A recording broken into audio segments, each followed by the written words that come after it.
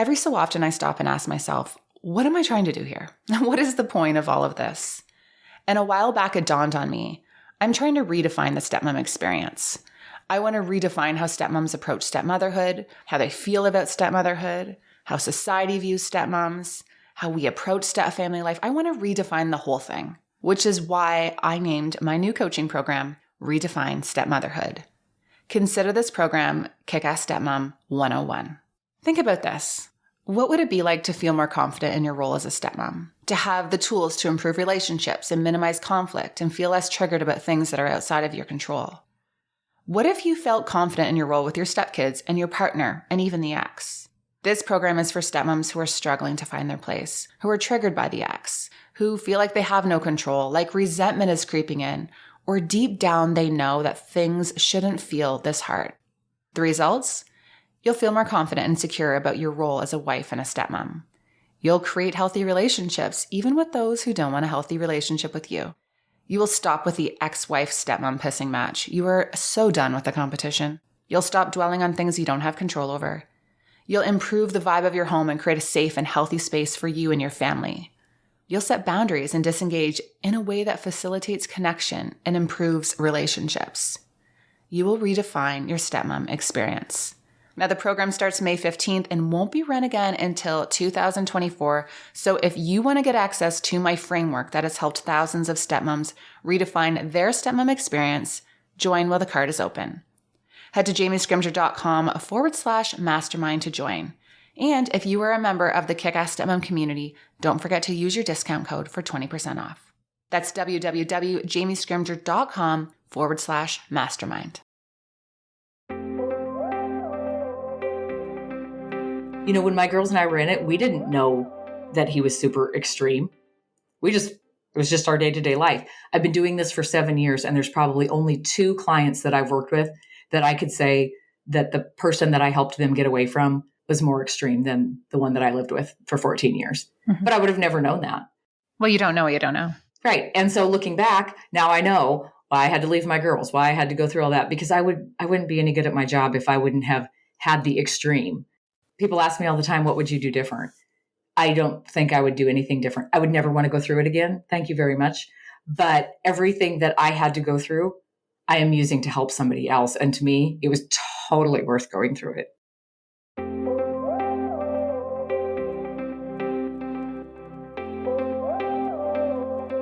Hey, it's Jamie Scrimger. When I became a stepmom, I quickly realized that while moms are encouraged to keep it real, there's a big double standard when it comes to stepmoms. So I decided to start the conversation myself. Thriving as a stepmom doesn't just come from conversations about being a stepmom, though. Here we dive into marriage, relationships, personal growth, and more. My mission? Inspire you to live a kick-ass life while bringing you along as I create my own. This is the Kick-Ass Stepmom Podcast.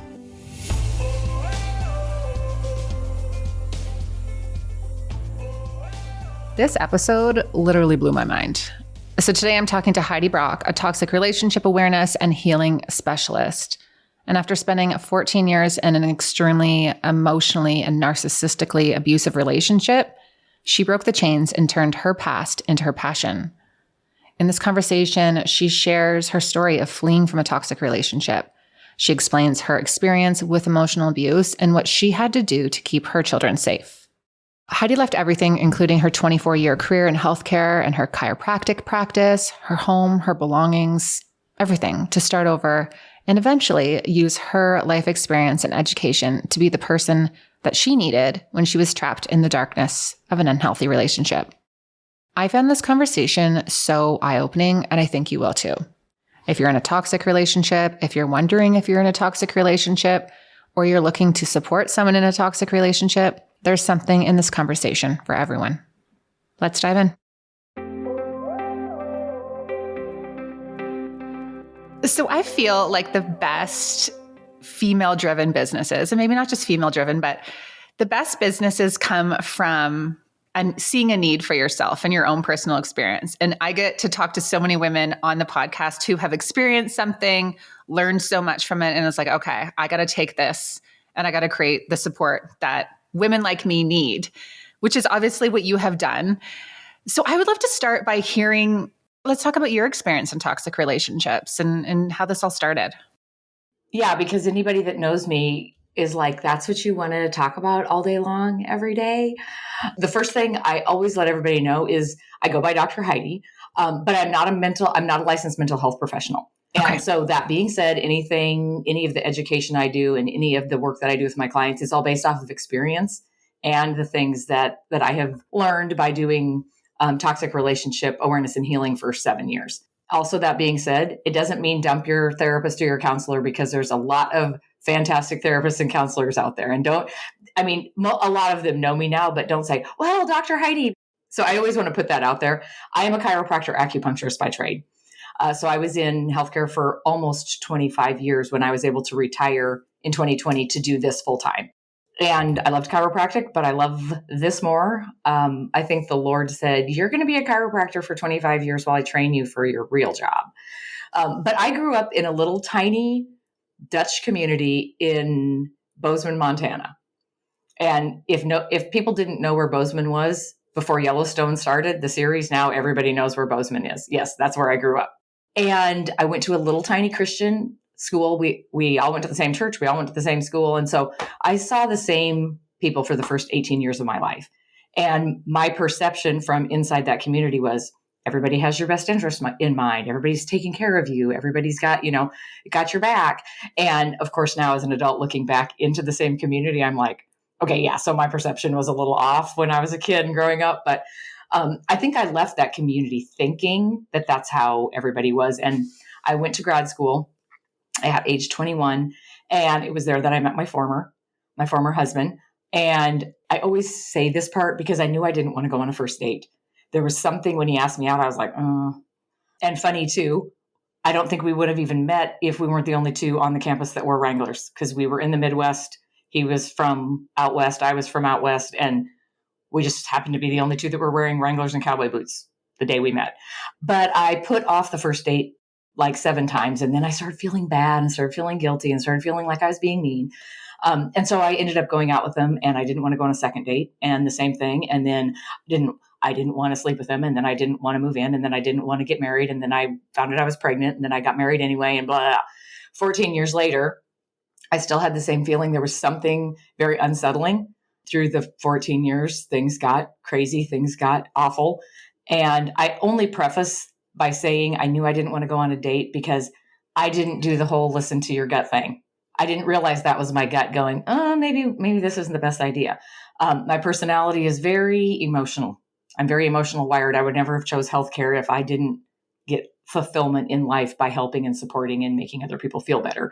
And that's basically what I do. I'll be the first one to cancel plans so somebody else can have their plans. I'm the compromiser. I'm the adapter.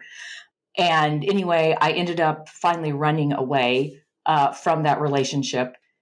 And in doing so, I signed everything that I had worked for 12 years over. We had a practice together. I signed everything over to him: practice, patients, accounts receivable, property. I literally packed up my decorations and my clothes, and I moved 4 hours south, and I left 2 teenage daughters there, which I know that sounds horrible. Anybody who's been in a emotionally abusive, manipulative, psychologically abrasive relationship might be able to understand that. I couldn't fight with him one more day. And by the time I ran away, I felt like I was running for my life, because I had kind of started standing up for myself, and things escalate when you stand up for yourself. And I would have never been a purposeful type of life-threatening situation. It would have been accidentally hurting me in a fit of rage is what it would have been. And then my girls would have had no one. I would also like to say that when I finally ran away from him, I had already been divorced for 2 years. Oh, okay. So divorced him, nothing changed for 2 years. And so I looked at myself one day and thought, this is not the example of a mom that my kids need. I will do no good in their life. I will never be able to be there for them if I don't get out and get myself back to ground level at least. And the other thing I knew is this type of personality. Now, I didn't know then what I know now in the profession that I do, but I knew that if I kept making excuses for his behavior, that he would just transfer the control and the power and the manipulation onto the girls, and they'd be 40 years old and still being controlled by their dad. So I knew that my girls were tough, and I knew they were problem solvers, and they'd been in it as long as I had, that they had to see his true colors so that when they were 18, they could make their own decision on the type of relationship that they wanted with him. So that's how I left. Moved 4 hours south, had to start new practice. I was nothing but $50,000 in debt because I had no income, no way to start a new practice, blah, blah. Started a handbag company. I started doing vendor shows and home parties, and the handbag company for the first 2 years sustained my expenses to open a new practice. I did not talk about it when I was in it. If any of your listeners are in relationships where they appear to be super happy and the cutest little couple in public, and then it doesn't feel the same at home, it's because one, nobody really understands unless they've been through it. And two, if you get caught talking about what happens at home, you get in trouble, right? So I never talked about it when I was in it. Well, then when I moved, I'm trying to build a new life and trying to make new friends, and I didn't talk about it either. How am I supposed to explain that I'm a mom that left 2 teenage daughters 4 hours north, right? So I didn't talk about it. At that point, I'd been a chiropractor for 25 years. And I don't know what types of jobs you have, but everybody goes through burnout in their jobs, right? And I remember one day patients were coming in, and this sounds so bad. But I'm just going to say it anyway. I remember thinking, yeah, whatever, just get on the table. And I know that when I get to, yeah, whatever, get on the table, it's time for me to change something. Now, I can adjust people in the dark with my eyes shut. I'd been doing it for so long, but that's not help. That's not putting the care into my patients that I needed. So I thought, if you can incorporate something that fires you up, you're going to be better in all the areas of your life. So I started hosting women's retreats on making yourself a priority, because I'd never been the priority. I'd always been the compromiser and the giver upper and the, okay, that's fine, do whatever you want type of, the where do you want to eat? I don't care person. And by the second retreat, all of a sudden examples from my former relationship just started falling out of my mouth. And I remember covering my mouth thinking, oh my gosh, I can't believe I said that, because the minute you allude to an abusive situation, people look at you differently. And I thought, oh, well, now everybody knows. And actually what happened is I realized all of the people that were attending my retreats were coming out of emotionally abusive relationships. And so that's what kind of got me thinking. So I spent almost 2 years digging back, pulling everything out from underneath the rug, really evaluating that relationship. And I wrote all my programs that I teach today off of my experience. And that's how I ended up in this. I did not choose this mission. This mission landed in my lap, and I would have never, ever thought that I would have been doing it. Mm-hmm. And first of all, I'm sorry that you went through this, but I love hearing women take their experience and what they've learned and help support other women. Obviously, that's kind of how things started with this platform as well. And I just think those are the best businesses. And yeah, super inspiring. I would love to go back though. Can you tell me a little bit about what that experience was like after you left? Because you said I had been divorced for 2 years, but he still had that control over me. What does that look like? So I told you before we started recording, if I get off on a tangent, because I am such an educator that when somebody asks me a question, I think, oh my gosh, there's like 12 foundation things people have to know. So then I go backwards. But I chose the word toxic. I want to talk about the word toxic really quick before I answer that. Toxic is not a diagnosis. And I chose the word toxic in my job title 7 years ago before it was all over social media. Okay, toxic is an adjective, and it describes any relationship in the status that it's in that may be unhealthy for you mentally, physically, or emotionally. Okay, so it doesn't have a checkbox. It doesn't have, signs and symptoms. It doesn't have any of that. And the thing that people miss, so if there's listeners listening, the thing people miss is we are the ones that get to decide who in our life is healthy for us and who is not. We don't have to compare our relationship to Jane's down the street, and we don't have to compare to, what we hear on the news. Because I remember thinking, oh, well, I should be grateful because he's not doing this, this, and this, right? So toxic is for you to decide. And really what it ends up is it's so confusing in those situations. You can't really make heads or tails out of whether it's bad or good. So kind of back to your question, what does it look like? The reason these type of relationships are so hard to leave is it's not bad all the time. You have a couple bad days and then there's some good days. So over time, what ends up happening is you just wait for the good days. And if a couple bad days show up, you just grit your teeth because the bad days always end and then there's good days. Now, when I think back, the good days weren't even that good. They were just so much better than the bad days that they felt like good days. And what had happened to the girls and I is his behavior became so normal to us that we didn't see it as harmful or hurtful or unhealthy anymore. Being in a relationship that's not healthy for you is like walking into a room that stinks.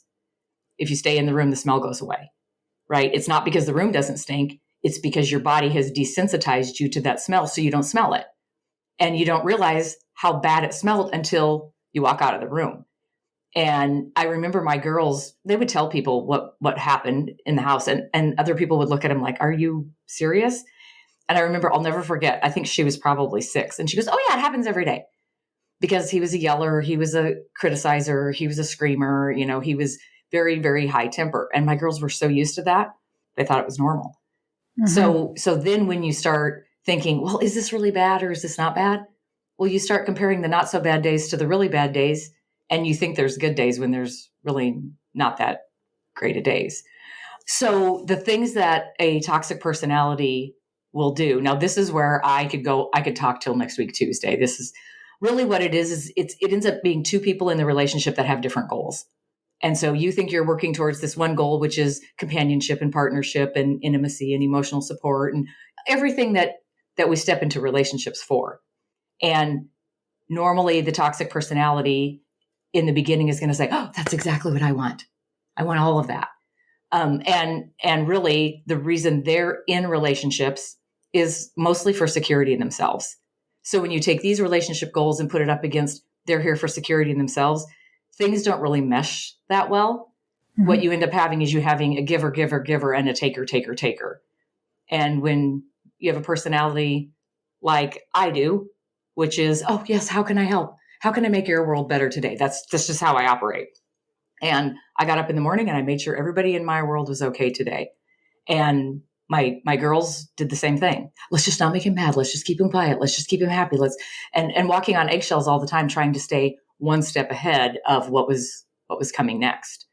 Right. So all of this stuff like criticism, instilling fear, blaming other people, crossing your boundaries, isolating you from other people. Those are all some of the tactics that I teach. Those are things that the toxic person will use to kind of stay in control of you because then they feel more secure. Okay. So I'll never forget. I was so excited to have divorce papers in my hand. Now there's a whole entire story on how I ended up getting those divorce papers in my hand, which that's another podcast probably. But I just remember thinking, oh my gosh, I'm going to finally be free. And I had divorce papers in my hand for 2 years and literally nothing changed. The only 2 things that changed was I wanted a different place to live. I thought it was ridiculous if we were living in the same house. Like it went from this is crazy to complete full on Jerry Springer is what it went to. And so I was able to get a house, but he would only release the funds from the business if it was on the same property. Okay. Now to me, that felt, oh, that's going to be so nice. And really being on the same property, he could see when I was home. He could see when I wasn't home. He could see who was there. He knew what time I went to bed, blah, blah, blah, blah. We couldn't see each other's houses, but all you had to do was go through the horse pasture and he could keep very close tabs on me. Refused to let me buy his half of the business out, refused to let me sell my half. So there I was without a job unless I stayed there. All the money was filtered through the business, which was set up purposely. But when we did it, we were married and it seemed logical. So it wasn't that I didn't have money, but I didn't have access to any money that I could use without him knowing because it all went through the business. In the divorce paper, he agreed to 50-50. He would not sign a parenting plan. Okay, so there was nothing that held either of us accountable on when we were supposed to have the kids and when we weren't. And I didn't realize it at the time. And I was so excited to get out. I just signed the divorce papers and there was no accountability.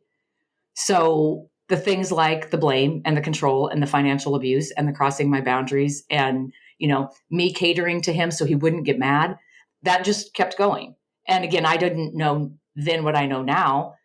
So I was so excited to be divorced. And then after about a year and a half, I was still unable. You weren't divorced. No, I didn't. I was completely unable to live my life. There was no way that I could do anything different than when I was married. He could have girlfriends now that weren't behind my back. But if he thought for 1 second that I was going to talk to somebody, well, he would get mad and threaten me. Well, I had to be at work with him at 8:30 every morning and work side by side seeing patients. So of course, I'm not going to bring that into work. So I just basically decided I'm going to have my life like this until my girls are 18. This is just going to have to be it. And things kept escalating. And the more I stood up for myself, the worse it got. I was sitting in my house with the lights off, hoping he would think I wasn't home.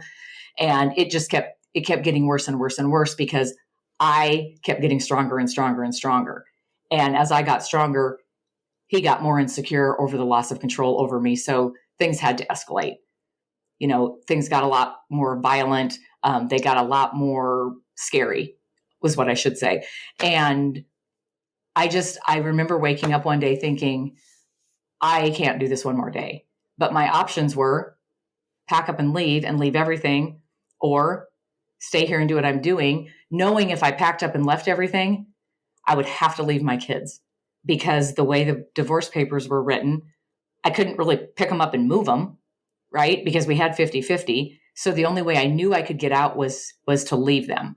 So that's what I did. And it was the worst day of my life, was driving away in the U-Haul with really nothing but stuff. And stuff really means nothing. And leaving my kids. But because it was 50-50, I thought in my head, okay, well, we'll work out a schedule. And instead, he kept my girls from me for 5 years. I didn't have access to them. He blocked me from their phone and told them that I had sent him a letter that I didn't want the girls in my life anymore. And so I went their whole teenage years without having my kids, and worst 5 years of my life. I knew that they were okay. I had to learn that if I didn't hear from him, things were fine. If I heard from them, it was an emergency. So even though I left, and even though he told them that I didn't want them in their life, they absolutely 100% knew that if they called me, I'd be there. Mm-hmm. And there were several emergencies, because what happened is, as soon as I left, he just put the girls into the position that I was, and they were doing all the work, and they weren't allowed to have friends. They were pulled out of school to homeschool so he could have complete control over them. And I knew leaving that that's what would happen. But I also knew that my girls had to see it, because at some point they needed to make the decision. And 5 years later, they ran away also. Did they know where you were? Like, was there any communication after you left? Oh, if there was an emergency, they would borrow somebody's phone and call me. Okay. They knew exactly where, and I always made sure they knew I loved them no matter what. I was sorry. I felt so guilty over leaving them. I loved them no matter what. They could call me anytime. I would be there for them anytime they needed me. And there was nothing that they could do, no matter how bad it got, that would make me stop loving them. And I just kept making sure that I reiterated that. So when there was an emergency, they would call mom. And the first couple of years, I would go up there because they thought they were ready to leave. And I would pack them up while he was at work, and I'd take them with me. And it would only take a couple weeks. And he would somehow get a hold of one of them and threaten to sell their rodeo horses, or, say that their dog was sick. And okay, these are little girls. So then they would get nervous that he was going to sell their rodeo horses, and they'd figure out how to get back up there. Mm-hmm. And so the last couple of years, I just didn't go rescue them, because I thought, if I keep rescuing them, they're not going to learn to rescue themselves either. And I think it was 2015, right when I was trying to decide if I wanted to actually do this for a living, if I was ready to start talking about my story. It was the same time there was a huge physical altercation between he and my girls, and they ended up moving 4 hours south, and they left everything as well. They are 27 and 25 now, and they're both on their own, and they're both doing fine. And I should tell you, my youngest, who's 25, hasn't spoken to her dad in 6 years. Mm-hmm. And my oldest knows exactly how superficial she has to keep the relationship in order to keep herself safe. So my goal in wanting them to see his true colors actually worked, because they both know very well how to protect themselves from him. About 2 years ago, we finally took a trip. I booked an Airbnb somewhere, and the three of us finally got to go somewhere because they wanted to go through our pictures.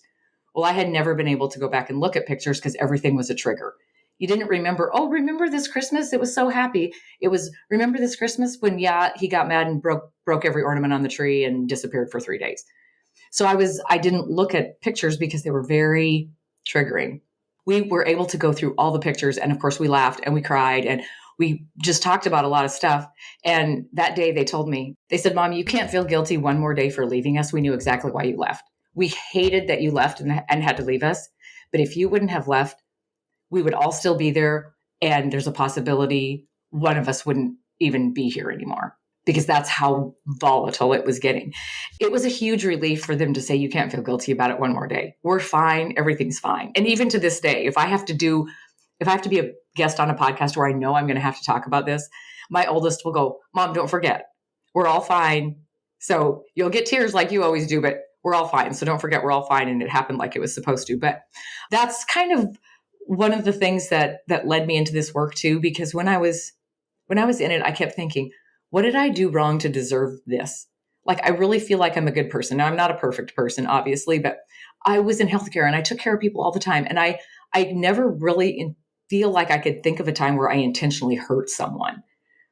So when I was in it, I kept thinking, good grief, what did I do to end up in something like this? Because I was suffering every day. I lived with a pain in my stomach. I was nervous all the time.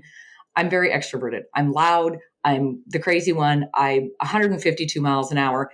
And by the time I left, I had blonde hair because 3 weeks after we got married, he said he was really disappointed. He was always going to marry blonde. So through the years, it was highlight, highlight, highlight, because maybe I'll be good enough. Maybe I'll be good enough. Maybe I'll be good enough. Maybe he'll approve of me, And my hair was just one thing. I never laughed. I never talked unless a patient came in to see me. I didn't even look up. I looked at the ground almost 100% of the time by the time I left that relationship. I had lost everything about me that was me because I was compromising everything to trying to keep him happy. And so the years that I didn't have my kids, I had to really start digging into, well, what makes you happy? Well, nobody had asked me that in 14 years. I had no idea. Where do you want to eat? I don't know. I couldn't order off of a menu because it wasn't that he was telling me what to order, but he would say something like, how come you're having chicken? Mm-hmm. Or don't you think that's too expensive? So at 35 years old, I'm ordering something that might not be what he's ordering and might be a lower price than him, ordering something I didn't even want in hopes that it wouldn't get criticized.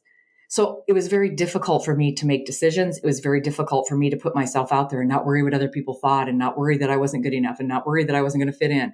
I was complete opposite of the person that had stepped into that relationship. This episode is brought to you by BetterHelp. Guys, I am going to be super straight with you. I'm in the weeds of life right now. Yesterday, I asked Darren, do you ever feel like life is going to slow down? Do you think it's ever not going to feel so complicated? Because even though I'm someone who prioritizes self-care and spending time on myself, lately I feel like it's been all about work and kids and family and adult relationships, and it just feels so complicated. But that's okay. Life happens in seasons, and during this season, balance is off. But I have really had to check myself because I know from experience that when I spend all of my time giving and doing, it can leave me feeling burnt out and stretched thin. Plus, I haven't been doing regular therapy and I can feel the difference. Therapy can give you the tools to find more balance in your life so that you can keep supporting others without leaving yourself behind. And as I have shared, therapy has been a huge part of my growth. From diving into my triggers and my past and helping me navigate struggles in relationships and family, to challenging old narratives and finding balance, therapy has been a saving grace. And I am in the process of looking for a new therapist because I felt like my old therapist just wasn't a fit anymore. That's the key to therapy, finding a therapist that is aligned with you. And that's actually one of the reasons why I love BetterHelp. Not only is BetterHelp completely online and designed to be convenient and flexible and suited to your schedule, you can switch your therapist at any time for free. You just fill out a brief questionnaire and get matched with a licensed therapist. And then if it isn't a fit, you go back to the drawing board and you can find a new one. Give online therapy a try at betterhelp.com/stepmom and get 10% off your first month. That's betterhelp.com/stepmom and get on your way to being your best self. I was just away in St. Martin for 11 days. It is the longest I've ever been away. And I have to say, it was amazing to be in the sun and just chill. But the bedding in the hotel was not good. Actually, it was terrible. I did not sleep well at all. In fact, I didn't realize how not good the bedding was until I got home and got back into my bamboo sheets and PJs from Cozy Earth. When we woke up the morning after we got home, I literally looked at Darren and said, "How much did you miss these sheets?" Even he loves them. They're insanely comfortable, made from 100% premium viscose from bamboo. They have an oversized fit, which is key because there's nothing more annoying than your sheets and duvet cover not covering the whole bed. They're temperature regulating. They get softer with every wash. This is top tier luxury bedding that is unmatched in quality, comfort, and feel. Now, you've also heard me talk about the pajamas forever. I didn't bring them down south because it's a pant set and I didn't want to get too hot. But I am for sure getting myself a short set now because I miss them big time. The bamboo PJ set is also unreal. With 100 night sleep trial and easy returns, I cannot recommend Cozy Earth enough. Now, they have generously given listeners of the podcast a 40% off. Yeah, 40%. That is huge. Just use the code CozyJamie40 for 40% off your order at CozyEarth.com. That's CozyJamie40 for 40% off your order at CozyEarth.com. And while you're there, be sure to check out the jogger set. I have them in black and white.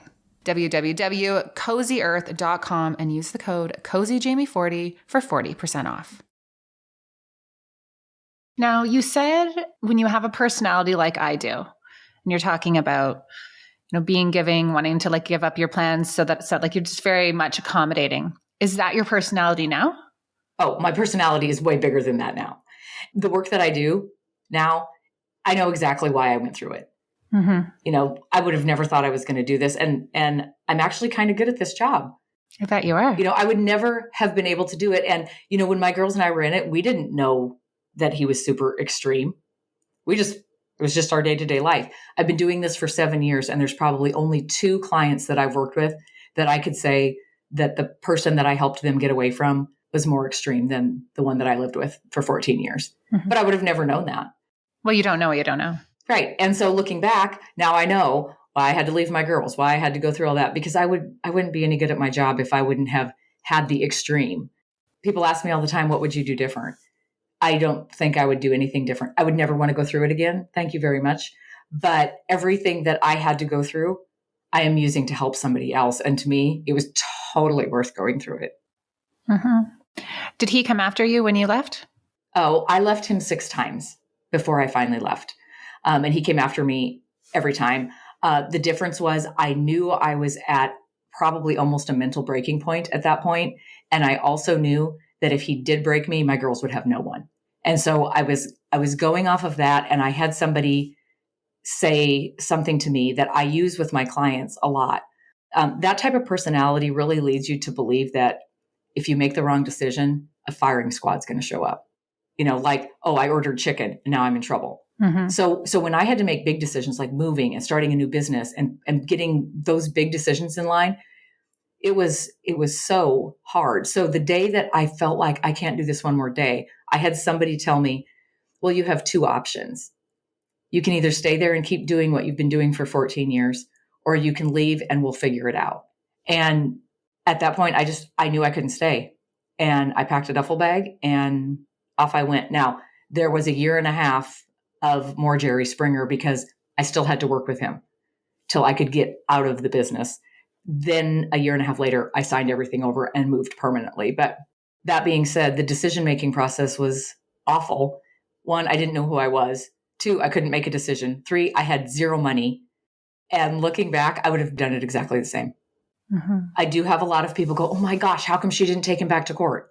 Right? Yeah. How come you didn't? Okay. So that personality, it's nose dripping season. I'm sorry. And you made my eyes water by making me talk about my girls.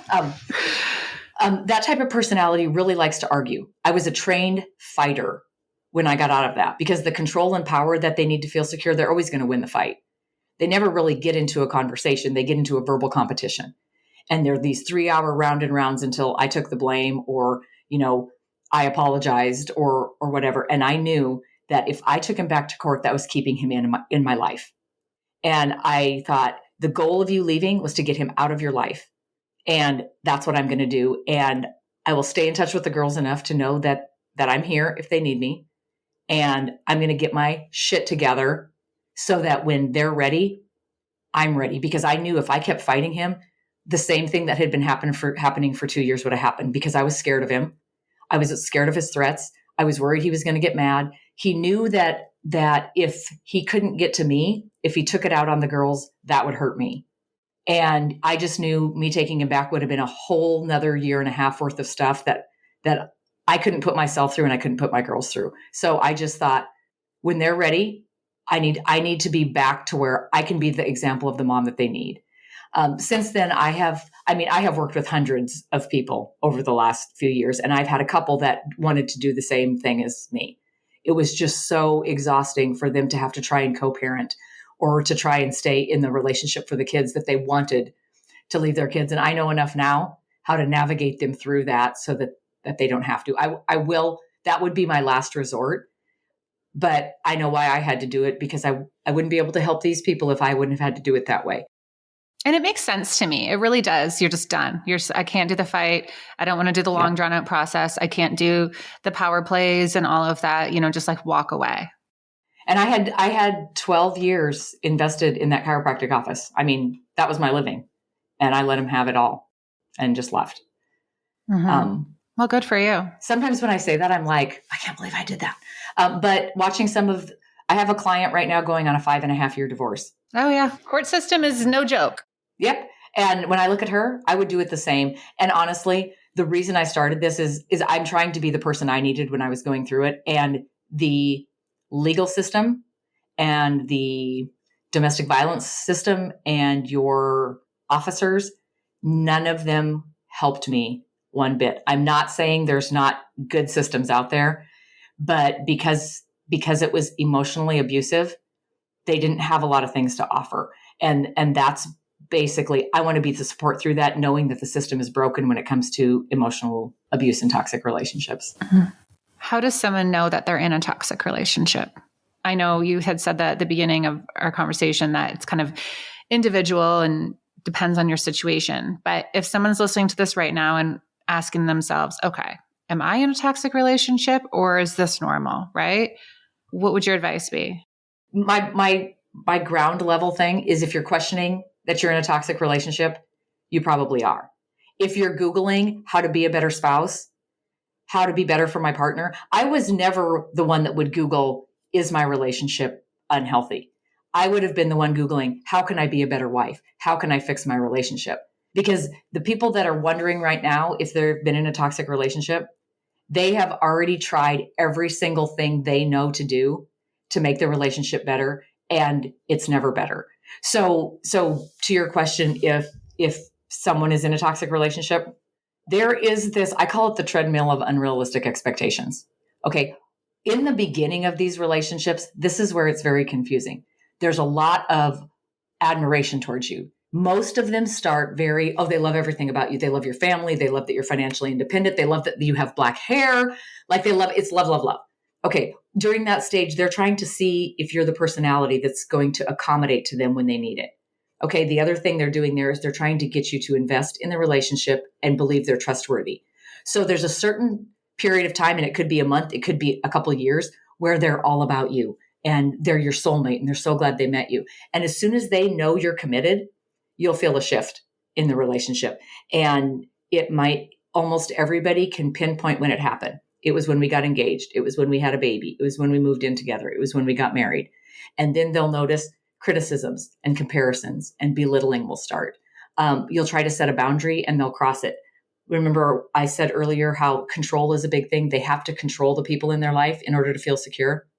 So when you set a boundary, who's taking control? If I set a boundary and say, can you please not walk in the house with muddy shoes after I mop the floor? That's me taking control of that situation. Okay, we don't get to have control. So the only way they can regain that control is to cross our boundaries.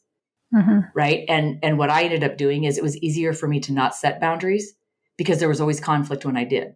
So then from the outside, people are going, well, Heidi, how come you can't stand up for yourself? Well, why are you such a pushover?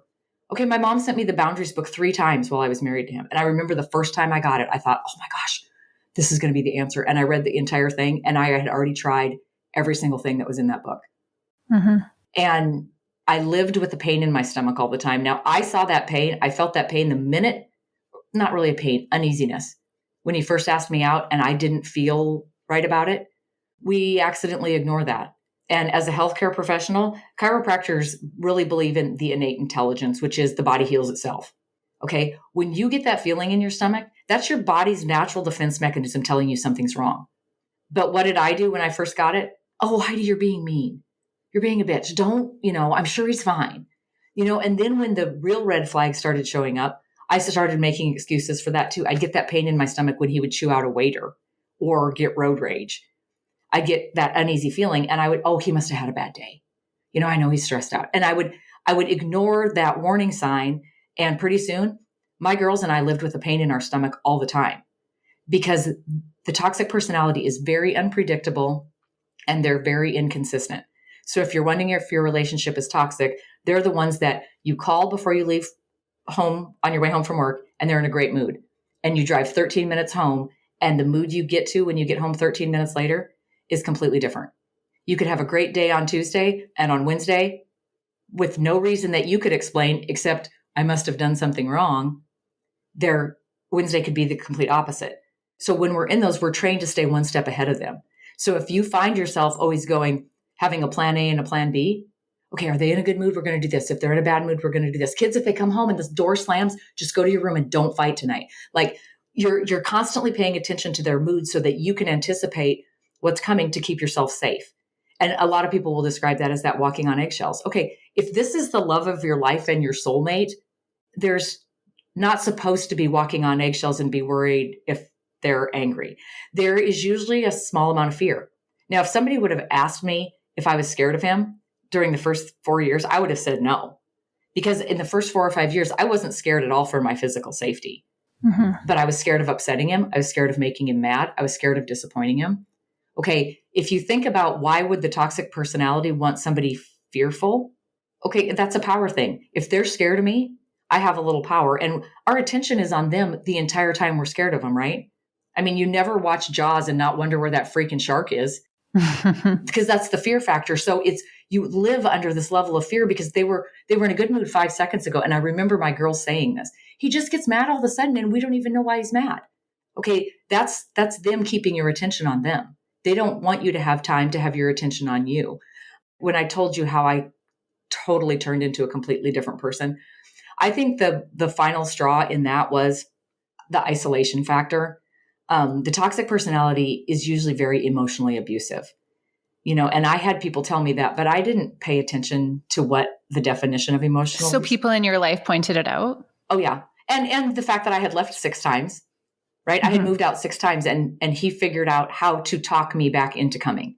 What emotional abuse is when they use your emotions to get what they need. And eventually what he and most will do is they want you dependent on them for how you feel. So if they're in a good mood, you're in a good mood. If they're in a bad mood, you're in a bad mood. If they think you should feel guilty, you feel guilty. If they say something that makes you feel guilty, you do exactly what they say to get rid of the feeling of guilt. They'll say things like, well, why do you feel like that? Well, you shouldn't feel like that. Well, how come you're feeling like that? Well, you're too sensitive. Well, you're overreacting. So we start feeling like every emotion or feeling we have is wrong. So we start paying attention to how we think they think we should feel. So when I left the first 2 times, all he had to say was, I can't believe you're breaking up our family. And I didn't take a half a second to go, wait, this isn't a family. This is the most dysfunctional thing I've ever seen. I just went, I feel guilty because he said I'm breaking up the family. Mm-hmm. And I didn't like the feeling of guilt. I went back. The feeling of guilt went away. He got exactly what he wanted and he was back in control. But the thing that I was just going to say is the thing that about took me out was isolation. Because they want you dependent on them for all of your emotional feedback.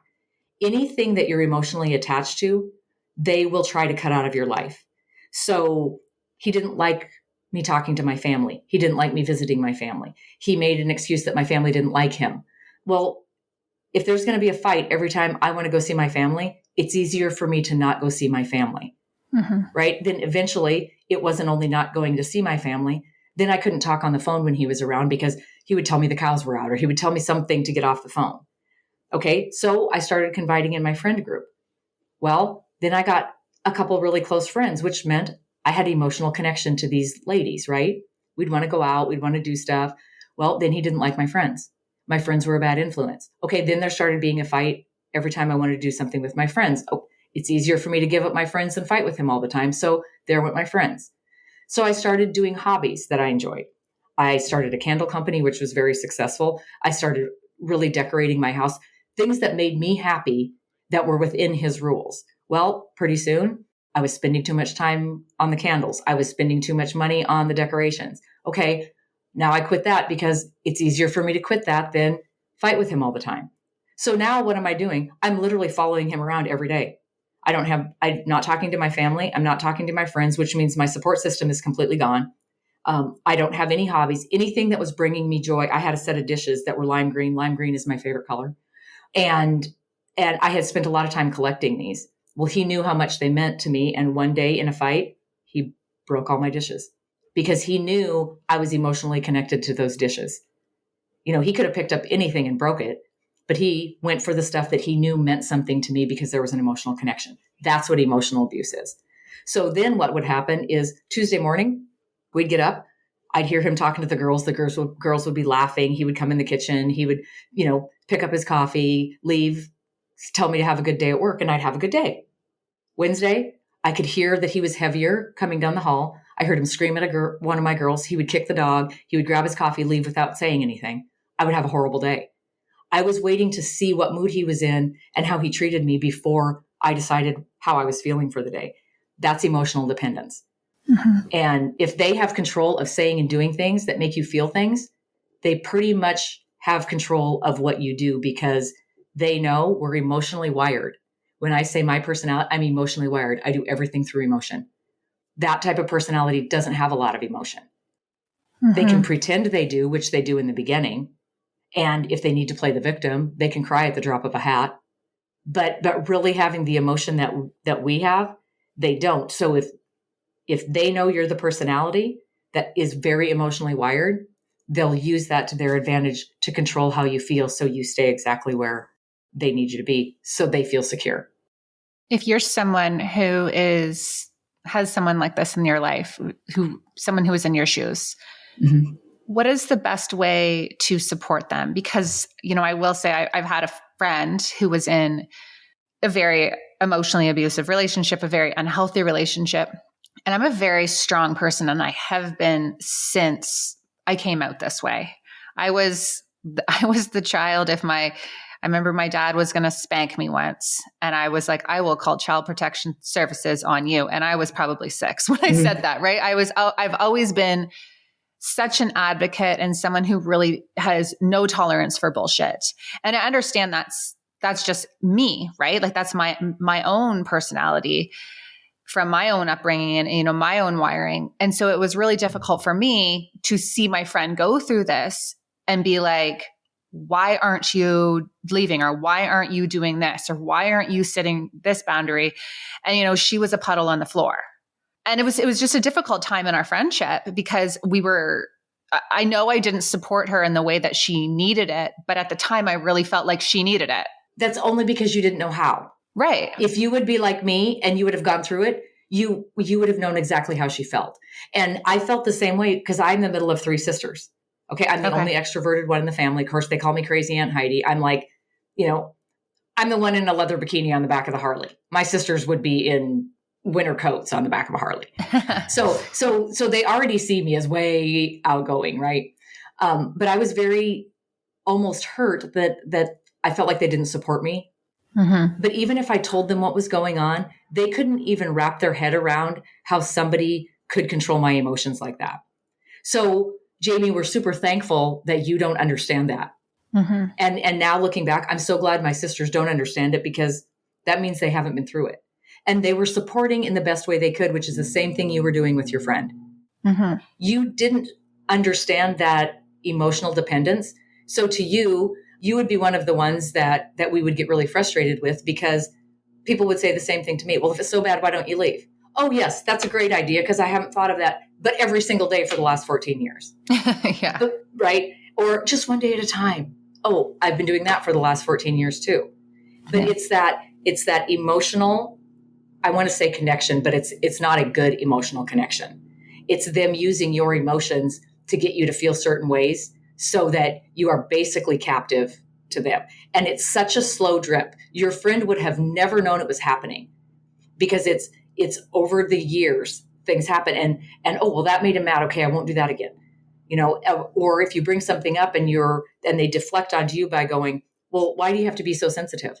Mm-hmm. Okay, well, now that's just another thing that's wrong with you. So now not only are you going to be careful with what you bring up, you're going to watch your emotions because you don't want to be called too sensitive. So you're going to let them get away with behavior that bothers you because if you bring it up, you're overreacting or you're too sensitive. And that's just added to the long list of things that they've already said that's wrong with you. So do you not give advice then? Or do you simply just say, but if I'm in that situation with a friend, like how would I best support? Is it saying, I'm here for you whenever if you need to leave, like you can call me day or night when you're ready.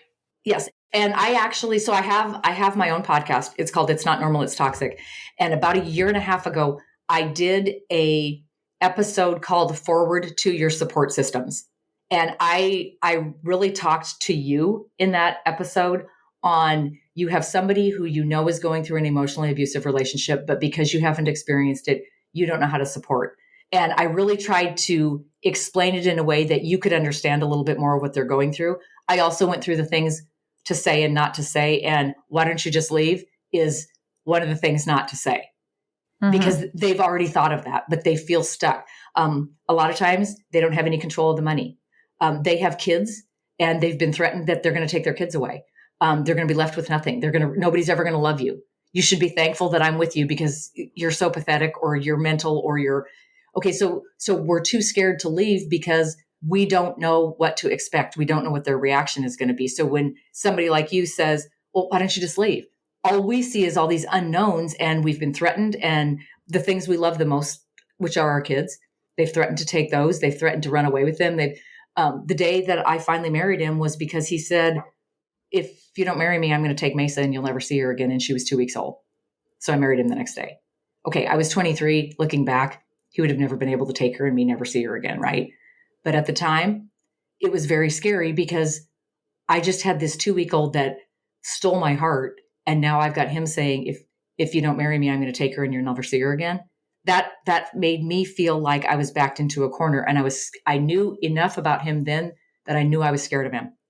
And I didn't realize that the threat was to get me to do what he wanted. It wasn't necessarily to carry out the threat. And now I know he's threatened 1,000 things in my life and he's never carried out with one of them because I was so frightened. I would just quick do what he said. So he never had a chance to. And he knew that. He knew he could control me with guilt. All he had to do is make me feel guilty and I would change my mind. Mm-hmm. So being a support to the people who are going through it when you haven't been through it is just be there. And the advice thing, you say what somebody said to me. Well, you have 2 options. You can either stay and keep doing what you're doing, or let's figure out an exit plan and we'll figure it out from there because you're never going to be able to make a plan because their reactions are so unpredictable. Mm-hmm. The other thing I will tell you is nobody's going to leave until they're ready to leave. It doesn't matter how many times you tell them, how many times my mom told me, how many times I had people help me move out. I wasn't ready.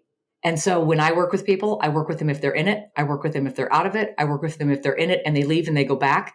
They need somebody that says, I know exactly how you're feeling right now and it's okay. I'm not going anywhere. I'll be in it with you or I'll be out of it with you, whichever you need, because I can't sit there and go, well, you should have stayed out. Yeah, so should have I 7 times.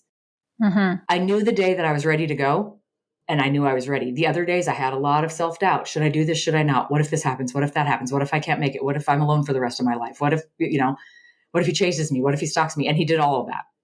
And I'm here to say, I waited until the day that I was ready. And if I wouldn't have waited until the day I was ready, I would never have met the man that I'm married to now. And I've been remarried for 12 years to the best man on the planet. Oh, I love it. And if I would have done one thing different, so I always have to let people know, I know the people that are trying to support you love you and they really want what's best for you, but they've never been in it. So just let them support you how they know how and find someone who can be in your back pocket. And that's, when somebody hires me privately, I'm in their back pocket. They have the ability to text me almost anytime they need. I have people that text me from closets from parking lots in the car because they don't know what to do next. And I don't necessarily always tell them what to do next, but by them being able to tell me and me going, I remember that. I was sitting in a parking lot just like you once, or I was hiding in a closet, or I was under the bed, or I was, and just having somebody go, I was exactly right there. And that's the first thing I do. When even on a first call with someone, I immediately get a little bit about their situation. And people really start talking a lot when they're on the call because they don't have anybody else to talk to about this. So in about the first 45 seconds when they're busy talking, after I have enough, I close my eyes and I put myself right back where I was when I was in their position. So I know what they're scared of. I know what they're feeling. I know what their worries are. And that makes me be able to relate from the place that they're at right now. And I help people exit, which can be very dangerous. And I'll tell you, the days that I have somebody exiting, I'm just as wound up and have pain in my stomach as the day I ran away. Well, I am grateful for you and that you're doing all of this work and having these conversations. This podcast has blown my mind. It's all the podcasts that you're like, oh, I wonder how this is going to go. And it's like, whoa, wow, such a powerful story. Where can everyone find you?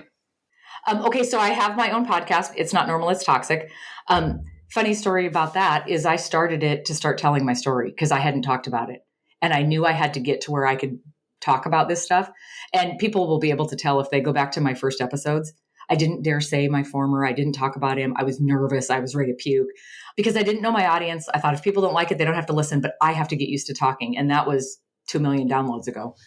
So good. And it's just, it amazes me. And it saddens me at the same time that there's so many people out there needing this. They don't have to fit a diagnosis. They don't have to be a narcissist. I don't use that word ever because I noticed that throughout this interview because I was like, that sounds like narcissism, but you didn't use that. But it doesn't matter. If they have a diagnosis or they don't, does it make the relationship any healthier for you? And what do I do when I hear somebody has a diagnosis or had a traumatic upbringing or has an addiction? I feel sorry for them. That's my personality. I knew my former had a traumatic upbringing. And if I left him, he'd have nobody. And I was sent into his life to help him and fix him and support him. And really, he latched onto me because I had the personality that would make him feel more secure by continually accommodating. So the other reason I don't use the word narcissism, one is narcissistic personality disorder is a mental health condition. And I am respectful of mental health conditions. The toxic personality didn't ask to be this way. It was from a traumatic upbringing, or it was from a diagnosis, or it was from an addiction or something. So when people call them monsters or people call them narcs or people that's very abrasive to me because none of these people asked to be like this. The emotionally wired personality just has to work with Dr. Heidi. No, I'm kidding. You have to know. Let's send everyone your way. You have to learn how to spot these people because my personality has attracted several since him. I've had a couple friends that attracted to my personality for their security. I had an office manager that attracted to my personality for her security. And I need to be able to spot it when I see it and then choose myself. But the other thing with the whole narcissist word is when I was practicing in the 90s, everybody had fibromyalgia, right? And in the 2000s, everybody had a peanut allergy. And then everybody was gluten intolerant. And this decade, everybody's a narcissist, And so next decade, there'll be another word. But my thing is, I'm not going to call everybody a narcissist because I'm not a mental health professional and it's not my job to diagnose. Yeah. And I want to be respectful because it is, there is a certain level of it that is a diagnosed personality disorder. And I just try to make sure that I'm respectful of that because they didn't mean to be like that. No, I respect that for sure. Okay. So podcast, and where else can everyone find you? Okay. Coaching with Dr. Heidi is my website. And I just started a community where I'm actually doing my coaching in the community, and you can do a lot. There's a lot of benefits to being in the community. I had to start a community because my private schedule is full. Well, that's amazing. So I will link everything for everyone if they want to check you out. Again, thank you so much for all that you're doing and for being open about this story, because I'm sure it hasn't been easy. It has not, but it's been worth it. Love it. Thank you so much. That's it for this one. Thank you so much for tuning in. And if you enjoyed this episode and know someone that it would resonate with, do me a favor and send it their way. And if you haven't already, head on over to iTunes and give the show a rating and a review. I am so passionate about opening up the conversation about blended family life and debunking the stigma that comes with being a stepmom. And you sharing this podcast helps me do just that. Now, if you're craving more podcast episodes and interviews, would like to connect with me, and get access to workshops like how to disengage the right way, how to improve your relationship with your stepkids, how to talk to your partner about your stepfamily stress without causing a big arse fight, and more, you have to check out my membership, the Kick-Ass Stepmom Community.